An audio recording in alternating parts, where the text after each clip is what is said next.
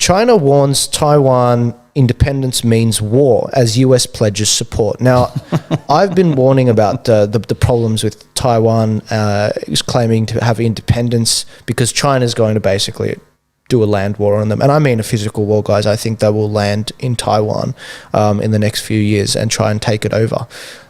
China also sent 15 warplanes into Taiwan's air identification zone in show of force. Don't give in to this. This is what Drew Pavlo was saying. And the US carrier group has also entered the South China Sea amid tensions. This is just an FYI, guys. Keep track of this developing situation. It's going to be very interesting seeing how this develops in the coming years. I'm very worried about it. Also, a prediction we made is, I believe, in the process of becoming true. Biden is assembling a commission to study the Supreme Court reform. Now, we all know what the next step to that is with Supreme Court packing. And then there's Jordan Rachel saying, to be clear, this would be the end of America. This isn't the first time this has been mooted. This was raised decades ago. It's not an uncommon seat. For many people, it's, oh my God, I've never heard of this, so therefore it must be new. No. All of this is old stuff. It's always the Democrats that threaten it. The Republicans have never threatened packing the Supreme Court. But this is an old Democrat tactic going back decades and decades and decades. So nothing new. You're just seeing it for the first time.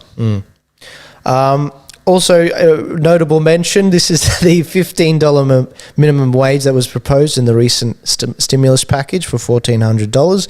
And it's a photo of Bernie Sanders doing a wrestling move, $15 per hour minimum wage, on finishing off small businesses. And you've got Joe Rogan and the other commentators just watching that as the big companies win in the end. Just on that, the minimum wage in Oz is $17.89, I think, an hour, $750 or $3 a week. Yeah. What people have to understand about the minimum wage, and I heard it described this way a long time ago, and you always look after those that can't look after themselves. I understand that. You need the safety net to catch those. But it's a ladder. This is a ladder. You're not supposed to live on the bottom rung of the ladder. Yeah. If you get an entry-level job, and you get an entry-level job because anybody can do it because you haven't got the skills, you haven't got the experience, you haven't got the education, you don't have the training. I get that. That's why you have entry-level jobs. Yeah. But you're not supposed to live there. You know, nobody is entitled to a life of 3 holidays, overseas holidays every year just for being. No. It's a ladder. You work your way up. You get skilled. You get trained. You get education. You get experience. And all of a sudden, the minimum wage is a good place to start, but not a nice place to live. It's not supposed to be a good place to. It's not a bed, as it was described by someone else. It's a ladder. You climb the ladder. Yeah. That's the way it's supposed to work. Otherwise, everybody sits back on their fat, spotty behinds, does nothing, achieves nothing, contributes nothing, and wants to get paid. It doesn't work that way. Yeah. A business owner, now you imagine, $750, I think it was $753 a week is the minimum wage. Yeah. Now, business owners got to make at least 10 times that just to pay for you, because there are on costs, and only business owners understand this. Yeah. There are on costs, and so it's only $753 a week. Really? There are on costs.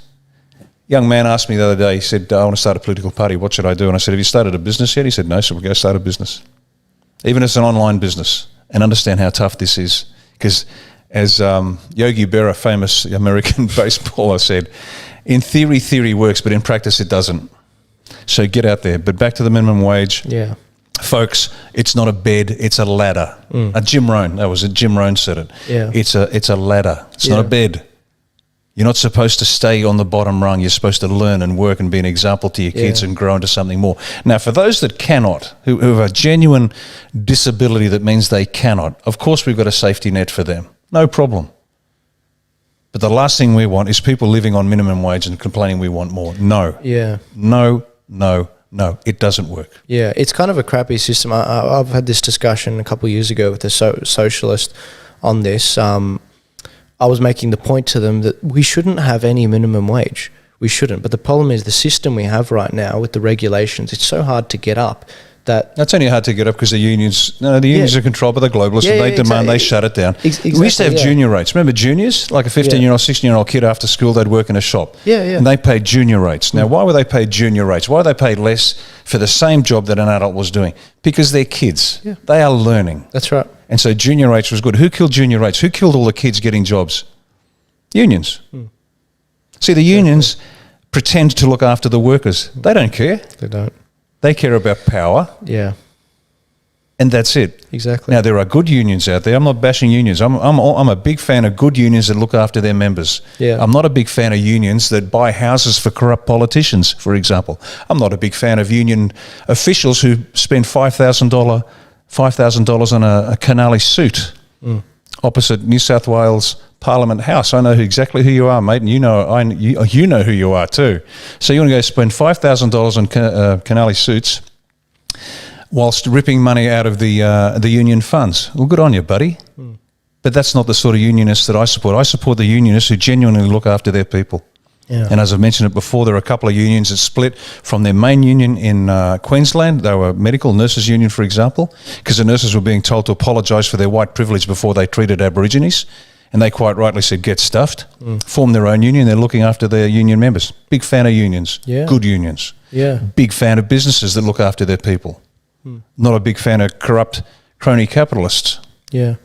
And don't think the unions are like always for the workers, guys. I mean, the top monetary donors in the 2016 election, I think 25 out of the top 30 donors were unions. They weren't just, companies like Alphabet, the parent company of Google. You got to watch out for these things.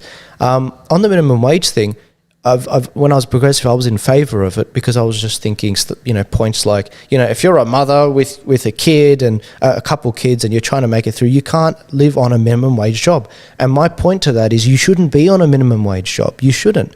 You're meant to be working, going up the ladder in time. See, the job, and I can only talk about this, the best way to talk about this was on a personal level. I wouldn't have gotten my job with my father and develop the skills I needed to in the construction industry if they enforced a minimum wage on us. I had to. It was only because we were family members that I could do it. See, if it was for anyone else, I wouldn't be able to do it. I needed to work for free for a time so that I could get to a minimum wage level like $7.50 to get a proper job in Australia. So what happened was for the first few years, I did work for free when I was in year 8.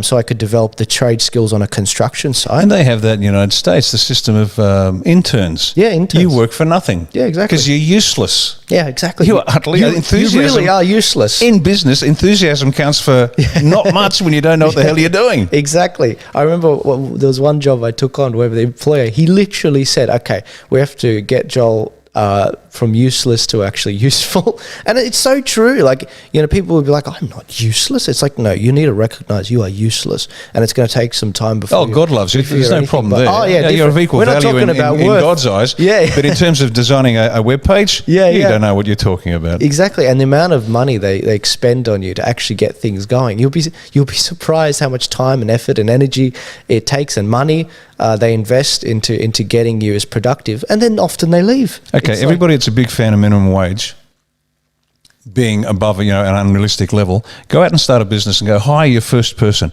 and then come back and give me your opinion on what the minimum wage should be. And I mean this sincerely. Don't give me theory, don't give me history, don't give me facts and figures. Yeah. Go start a business and hire your first employee with all the impediments that come with that. And then tell me your opinion on minimum wage. And I bet you it'll change dramatically. Absolutely. Next point. So Joe Biden has been signing these executive orders, and this is the graph. That's actually the first 2 days. So you've got George W. Bush. He waited till like maybe day 10 before he signed his first few executive orders, and then you've got Barack Obama who waited a day or so before he signed his executive orders, and there's Trump. And then you got Biden in the first couple of days signs 40 executive orders, more than any president in their first 100 days, and he just shoots right up. It almost looks like they want to get him before his brain melts completely. Yeah, he's making up for lost time. They want to get him before Kamala Harris knifes him in the back. So I just wanted to point that out, and at the speed of which they're doing it. This doesn't seem like unity. Also, FYI, California, they're nearing their goal of 1.5 million signatures they need. I think they're about 1.3 now. As of filming this, I hope they get it. I hope they recall Gavin Newsom, and A1 has this policy that they're working on as well. I love recall elections. This is brilliant. Newsom, I think I mentioned it a couple of weeks back. He's the governor who's COVID lockdowns were so extreme that people actually said, okay, that's enough. And this is California. This is left of left. Yeah. And so, and the gossip was saying, like, when it gets close to 1.5, he'll ease up. He did. Yeah. But this is the beauty of it, folks. This is recall elections. This is what we want to introduce to Australia. Your state MP, your federal MP, everybody has to be responsive to you 24/7, 365, because if enough people decide that they're sacked, they're sacked. Yeah. And you watch them respond to you rather than the money and the lobbyists and the party machine. Yeah, they should be responsive to votes, right? Not money. That's what we want. Anyway, notable mention, Native American tribe, they called on Joe Biden's drilling freeze a direct attack on their sovereignty, which is a great way to weaponize some of the leftist attacks back on them.